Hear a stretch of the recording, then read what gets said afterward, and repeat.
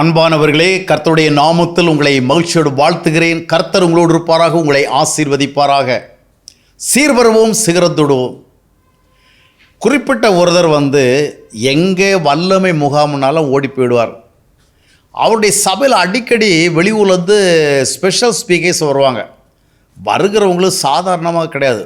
வந்தால் நல்ல வல்லமையாக ஆராதனை நடத்துவாங்க. வல்லமையாக எல்லாருக்கும் மொத்தத்தில் நிறைய காரியங்களை செஞ்சு வருகிற எல்லாருக்குமே நல்ல ஒரு வல்லமை உணர்வை கொடுத்துக்கிட்டு தான் அவங்க கூட்டம் முடிச்சுட்டு போவாங்க. அதில் எல்லாம் இவர் கலந்துக்கிட்டு ஒரு புதிய அனுபவம் அப்படிம்பார், ஒரு புதிய வல்லமை அப்படிம்பார், ஒரு புதிய அபிஷேகம் அப்படிம்பார்.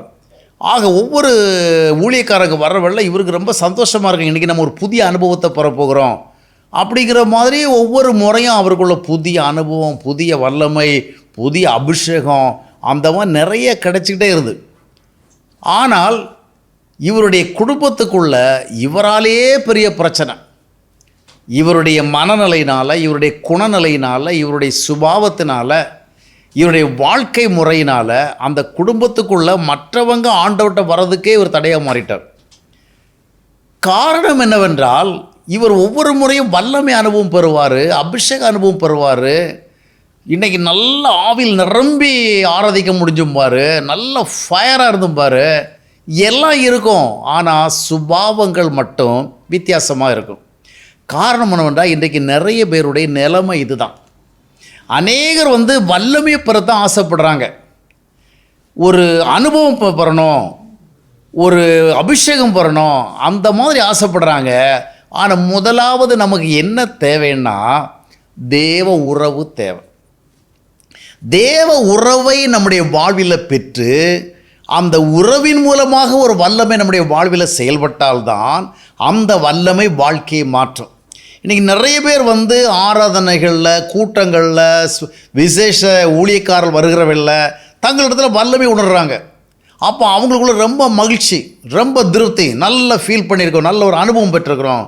ஆனால் அதை கொண்டு வாழ்க்கையில் பாவத்தையும் ஜெயிக்க முடியலை, பரிசுத்தமாகவும் வாழ முடியலை, மற்றவர்களுக்கு முன்பாக ஒரு சாட்சியாகவும் இல்லை, தேவனுடைய நாமமும் அதனால் தூஷிக்கப்படுது. காரணம் என்னென்றால், ஆவிக்குரிய வாழ்க்கையை நீங்கள் எங்கேயோ வல்லமை பிறகு ஆரம்பிக்கக்கூடாது.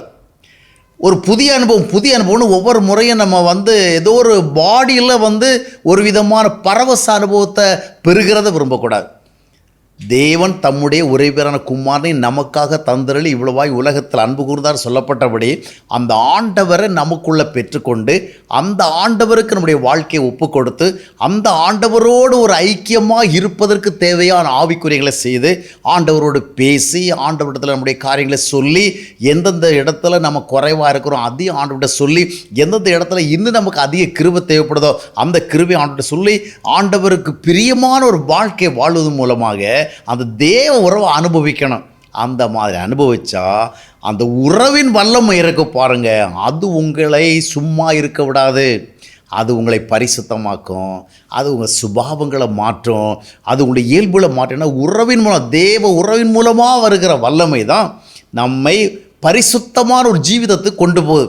இன்றைக்கு அநேகர் தங்களுடைய உடலில் ஒரு புதிய அனுபவம், தங்களுடைய மனசில் ஒரு புதிய அனுபவம், ஏதோ ஒரு அனுபவத்தை ஃபீல் பண்ண விரும்புகிறாங்களே ஒழிய ஒரு வாழ்க்கை அனுபவத்தை விரும்பலை. நாம் மற்றவங்களுக்கு முன்னாடி ஆண்டவரை அறிந்த அறிவை வெளிப்படுத்தணும், ஆண்டவரோடு ஏற்பட்ட உறவினால் ஏற்பட்ட அந்த சாட்சியை வெளிப்படுத்த அந்த அறிவில்லை. ஆனால் இன்றைக்கு அநேகருக்கு இந்த வல்லமை உணர்கிறது, இந்த ஆவியில் நிரம்புறது, அபிஷேகம் பெறுகிறதுங்கிறது ஒரு விதமான வித்தியாசமான ஒரு போதையாக மாறிவிட்டது. அந்த போதைக்குள்ளே போயிட்டவங்களுக்கு லைஃப்பை பற்றி கவலை இருக்காது, சுபாவத்தை பற்றி கவலை இருக்காது. ஆனால் மற்றவர்களுக்கு அவருடைய வாழ்வினுடைய முரண்பாடுகள் தெரியும், இவர்களுக்கு தெரியாது. இவர்கள் எப்போவுமே நம்ம ஆவியில் நிரம்புகிறோம், அக்கினியாக ஃபீல் பண்ணுறோம், நல்ல வல்லமையாக நம்ம உணர்ந்திருக்கிறோம், புதிய அனுபவங்களை பெற்றுக்கொண்டு இவங்க நினைத்து கொள்வார்கள். ஆனால் இவர்களுடைய வார்த்தைகள் இருக்கிற பிரச்சனை, சுபாவங்கள் இருக்கிற பிரச்சனை, நடத்தைகள் இருக்கிற பிரச்சனை, இவர்களுடைய பணம் பொருள் சம்பந்தமான காரியங்கள் இருக்கிற பிரச்சனை, இவையெல்லாம் மற்றவர்கள் அறிவார்கள். அதனால் சாட்சியெல்லாம் போயிடும். எனவே உறவிலிருந்து ஆரம்பிப்போம், கர்த்தருடைய உறவை தேடுவோம், கர்த்தருடைய ஐக்கியத்தை தேடுவோம். அனுதினமும் ஆண்டவருடைய சமூகத்தில் உட்கார்ந்து தேவ உறவை அனுபவித்தா அதுதான் தெய்வீக வல்லமையை கொண்டு வரும். அந்த வல்லமையோடு இந்த உலகத்தில் நம்ம சாட்சியாக வாழும். அதைத்தான் ஆண்டவர் நம்மிடத்திலிருந்து எதிர்பார்க்கிறார்.